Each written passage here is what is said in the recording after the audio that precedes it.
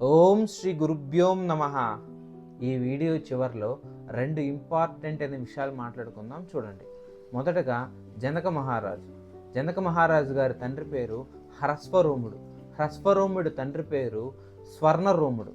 జనక మహారాజు గారిని క్షీరధ్వజుడు అని పిలుస్తారన్నమాట. అంటే నాగలి తన గుర్తు అని అర్థం. జనక మహారాజు గారి భార్య పేరు రత్నమాల, తమ్ముడి పేరు కుశధ్వజుడు. వాళ్ళ వంశపారపర్వంగా వచ్చే ధనస్సు పేరు శివధనస్సు.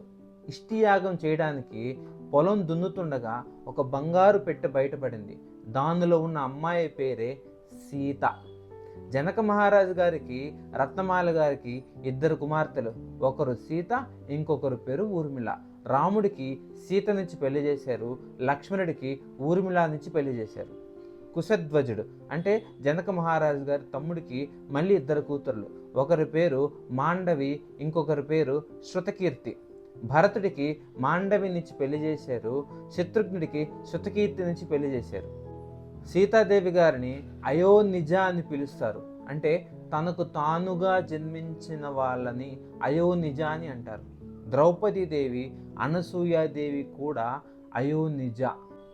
నేను మొదట్లో చెప్పినట్లుగా రెండు విషయాలలో మొదటిది, హిందూ ఫిలాసఫీలో ద్వైతం, అద్వైతం, విశిష్ట అద్వైతాల గురించి తెలుసుకుందాం. ద్వైతం ఈ సిద్ధాంతాన్ని ప్రతిపాదించింది మధ్వాచార్యులు గారు. జీవాత్మ పరమాత్మ రెండు వేరు వేరు అని చెప్పే సిద్ధాంతమే ద్వైతం. అద్వైతాన్ని ప్రతిపాదించింది ఆదిశంకరాచార్యులు గారు. జీవాత్మ పరమాత్మ రెండు ఒకటే అని చెప్పే సిద్ధాంతం అద్వైతం. విశిష్ట అద్వైతాన్ని ప్రతిపాదించింది రామానుజాచార్యులు గారు.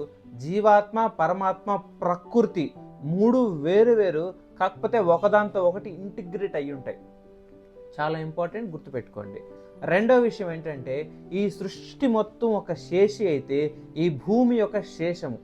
ఈ భూమిని మోస్తున్నది ఆదిశేషుడు, వీళ్ళిద్దరిని మోస్తున్నది ఆది కూర్మం, పైనవన్నిటినీ మోసేది ఆది వరాహం, వీటన్నిటినీ మోసేది దిక్కులు. ఈ కంటెంట్ మీకు నచ్చినట్లయితే ఖచ్చితంగా లైక్ చేయండి, షేర్ చేయండి, సబ్స్క్రైబ్ చేయడం మాత్రం మర్చిపోమాకండి. రామాయ రామభద్రాయ రామచంద్రాయ వేదసే రఘునాథాయ నాథాయ సీతాయ పతయే నమః.